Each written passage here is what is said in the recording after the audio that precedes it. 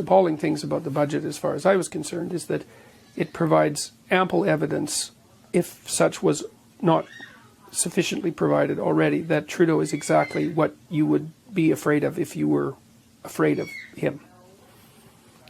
He doesn't have an answer to a problem that isn't overwhelmingly predictable ideologically. It's like you don't even need him. You just have to run the ideology. It has the answers. What's the big problem? Equity between men and women. It's like, sorry, that's not the big problem. That's not even, you're not even scratching the surface of the problem with that approach. And your solutions, it's like you can learn those solutions your first week in women's studies. They're not solutions. They're the sorts of solutions that children toy with when they have no idea what they're contending with. Yeah, well, there's not a lot there, I'm afraid. Fixing these complex systems is unbelievably complicated, and you're likely to make them worse when you're mucking about with them haphazardly, right? And so it's way easier just to do this. Trudeau said it back in, wasn't it 2016? Why are half the cabinet women? Because it's 2000 and, was it 16 or 15? Yeah. Well,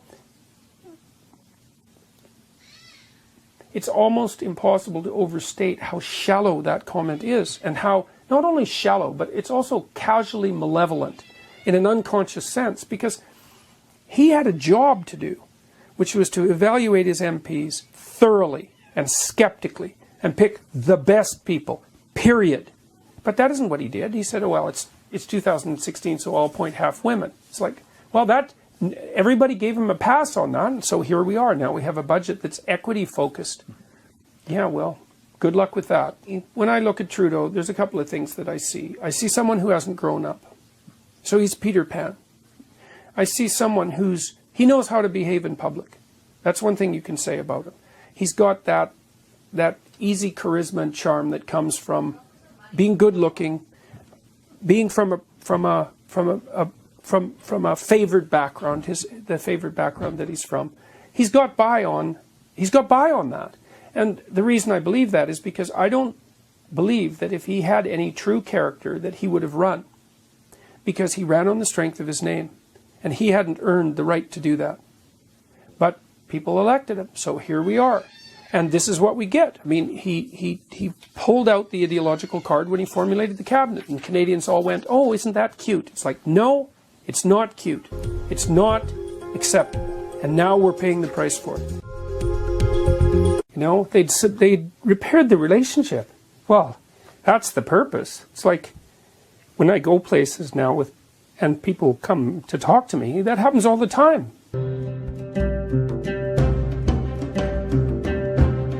I'd like to start with 12 rules. You call it an antidote to chaos. It sounds more like you're in that zone where you are somewhere between rule-bound and chaos. You're trying to, as an individual, navigate that path. How can an individual change without falling into chaos? Well, part of it is that you don't want to bite off more than you can chew. You know, you should try to change something that is difficult, but where you have a moderate probability of succeeding. Or if you're feeling depressed and anxious, a fairly high probability of succeeding. So you have to, it's just as if you're dealing with a child, let's say. When you want to foster the development of a child, you set them a new task so that their skills expand. You don't want it to be so difficult that their probability of failure is overwhelming. There's no utility in that. But you don't want it to be so easy that they can already do it, right? And that it's also partly you don't want it to be so easy because there's no intrinsic joy of mastery in mastering a task that's too easy. So if you calibrate it properly, then you get to have your cake and eat it too, right? Because the skill expands. That's called the zone of proximal development. That was discovered by a Russian psychologist named Vygotsky. He was a very good psychologist. And one of the things he noted was that adults automatically talk to children at a level that slightly exceeds their current comprehension ability. We do that we don't have to be taught to do that. We do that automatically. And obviously we'd have to do that because otherwise children wouldn't learn how to talk. But you want to have yourself in the zone of proximal development all the time, really. Well, maybe not when you're relaxing, but generally you want to be in a place that you've reasonably well mastered, while at the same time extending your skills. It's optimal because then things are under control and turning out the way you need and want them to. but your ability to master new areas is also growing. And I would say that's associated with people's intrinsic sense of meaning. The meaning is a real instinct, as far as I can tell, neurologically speaking, and it signals that not only are you somewhere that's working, but that you're getting better at the same time. So that's what an athlete does when he or she pushes past a limit. You don't want to hurt yourself, obviously, but you don't want to just stay, and you don't want to hurt yourself, and you don't want to be somewhere where you're completely incompetent. You want to be somewhere secure but challenging. And that's what makes your life meaningful. But perhaps that's an antidote to modern parenting that you're proposing. A lot of you talk in the book about how happiness is not a reasonable goal, not a it's a shallow goal, because the problem with happiness is that there's lots of times you're not going to be happy. I mean, life is hard. You don't have to scratch. This is one thing you learn as a clinical psychologist very rapidly, but I think people know this anyways. You don't have to scratch very far below the surface in most people's lives to find a pretty damn deep well of tragedy. And not only tragedy, but often malevolence, sometimes on their part, but sometimes because they've been subject to betrayal and abuse and scandal and all sorts of things. There's virtually no one who doesn't have that deeply embedded into their narrative. It's like happiness doesn't address that.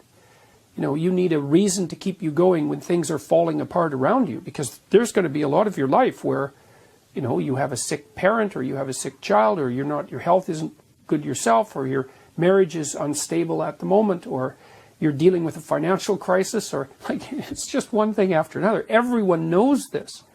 And so meaning is a much more robust antidote than happiness. Happiness is great, man. If it comes along, it's like, welcome. Maternal love's love, blah, blah, blah. And Trudeau stood up and said, hang on, we don't use the word mankind, which the audience member had used. We actually like to say people kind. I hope he was joking. The professor joins us on the line. Jordan Peterson, good morning to you. Good morning. He must have been kidding, wasn't he? No. No? No, and his new budget is completely focused on equity. I mean, that's the problem he thinks he needs to solve in Canada. That's the limit of his imagination, is to construct an entire federal budget to solve a problem that no one cares about, that doesn't exist. Well, I think this country's rapidly charging down the same road. I know you've not been in the country for very long, but you're here at a sold-out speaking tour. We've had the Gender and Language Police in the last week, the Diversity Council of all things, suggesting that airline staff can't use the words sir and madam. I had to say, Jordan, I was very happy when the next day I got on a flight and the flight attendant said, watch out for your arm, Dahl, because I'm going to bang into it with a trolley. So sensible people are not taking any notice of this stuff, are they? Yeah, but they will. You guys are on the same road that we're on in Canada, and it's worse than you think. So be prepared, because it's coming. So tell me about the book. What motivated you to write 12 Rules for Life, An Antidote to Chaos, and what does the book tell us? Well, I'm trying to outline an alternative, I wouldn't say political path exactly, I would say an ethical path. We're on this journey in the West into identity politics, which is a terrible thing. It's a terrible thing on the left to re-divide us into tribal groups and to set us against one another, all in the name of oppression and victimization, or on the right to set us against one another in the name of nationalism and ethnic pride. The identity politics game is tribalism, and playing that game is murderous, and it's as simple as that. And I've been trying to outline an alternative, and it's a classic Western alternative, I would say, a classic Western liberal alternative, even in the old school sense. And I've been lecturing online and writing in this book as well about the idea that the best way forward is for people to straighten up and to adopt responsibility and to try to put their lives in order and to be very careful with their speech and to say what they mean and to act forthrightly, and so that we can return to our individual predicated society and try to negotiate between the two shoals of this political polarization process. And so the book is a series of stories and arguments to flesh out that idea. that meaning in life, which is the antidote, the real antidote to chaos, I would say, is to be found in the adoption of responsibility and the willingness to struggle forward, regardless of your suffering, regardless of your victimization status, let's say. So, well, I feel like I'm a victim. I'm an old white male. We seem to be the main targets. Yeah, well, that's going to get worse before it gets better. So, can't get much worse, can it? Oh, yes. Is it going to get worse? Things can always get worse. There's no bottom to worse. So, yeah, well, I mean, these things are so foolish. I know your airline, Qantas, and this is something, it's absolutely remarkable to behold, in my estimation, is to see these corporations, which are obviously beneficiaries of the free market system, allowing the radical leftists into their ranks to determine the linguistic territory that they're going to inhabit. And I don't know what corporate leaders are thinking. Why in the world would you let in a radical leftist fifth column in the midst of your company? How is that going to be a good idea? But what I find in that is that the workforce themselves are sensible enough to ignore this. Yeah, well, that's not going to be the case for long, because what you'll see is that people who ignore it will be called out by the radicals who support it, and they will become increasingly cowed and afraid to use their normative language. Is this only happening in the West? We will make America great again.